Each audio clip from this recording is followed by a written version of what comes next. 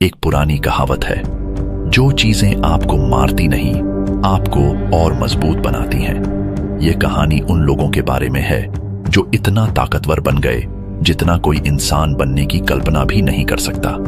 यह कहानी भारत की नागा जनजातियों के बारे में है जो एक सुनसान द्वीप पर एकांत जीवन जी रहे हैं। कई दुर्भाग्यपूर्ण घटनाओं के बाद भारत सरकार ने द्वीप पर किसी के भी जाने पर प्रतिबंध लगा दिया है। ऐसा माना जाता है कि नागा जनजातियां सांप के जहर से प्रतिरक्षित हो गई हैं। इनके पास अपार शारीरिक शक्ति होती है, लेकिन इस जनजाति में एक ऐसी लड़की है जो बाकियों से ज्यादा ताकतवर और होशियार है। नागमणि नाम की लड़की, जिसे कोई डर नहीं है। वह सबसे जंगली जानवरों को वश में करने की शक्ति रखती है।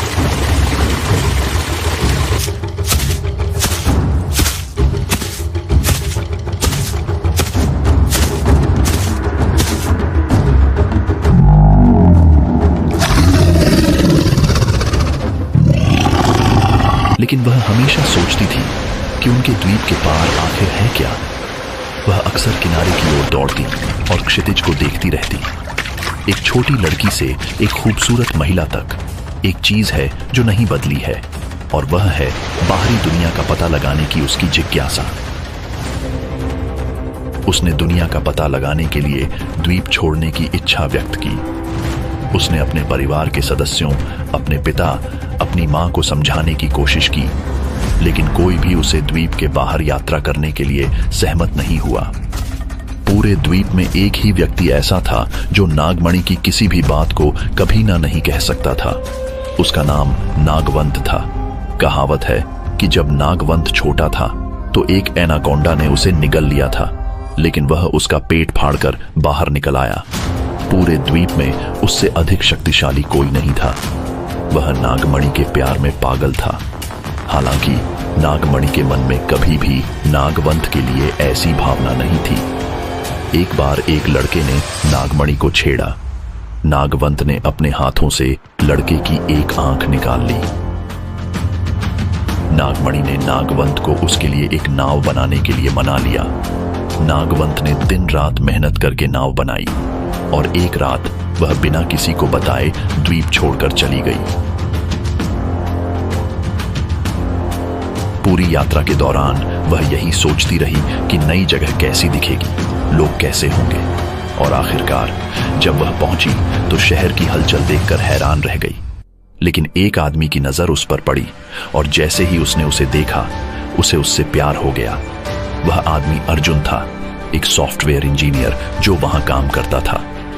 उसने नागमणि को सुरक्षित महसूस कराने की कोशिश की। उसने उसे रहने के लिए आश्रय भी दिया। बाद में दोनों को एक दूसरे से प्यार हो गया और उन्होंने शादी करने का फैसला किया।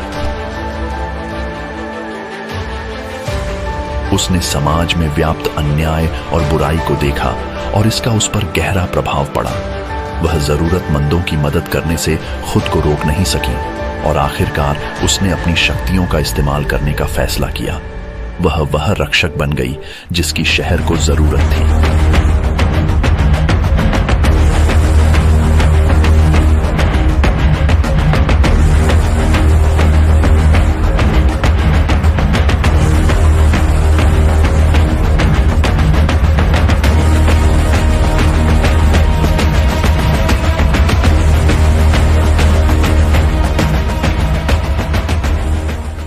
शादी के बाद नागमणि ने एक बच्चे को जन्म दिया। उन्होंने उसका नाम नागार्जुन रखा। दूसरी ओर द्वीप में नागवंत नागमणि के लौटने का इंतजार कर रहा था। दिन महीनों में बदल गए, महीने साल में, लेकिन नागमणि वापस नहीं आई। अंततः नागवंत ने उसे स्वयं ढूंढने का निर्णय लिया और वह भी द्वीप छोड़कर चला गया। उसे ढूंढना आसान नहीं था, लेकिन एक दिन उसने अखबार में कुछ देखा और उसे तुरंत पता चल गया कि नागमणि कहाँ मिलेगी।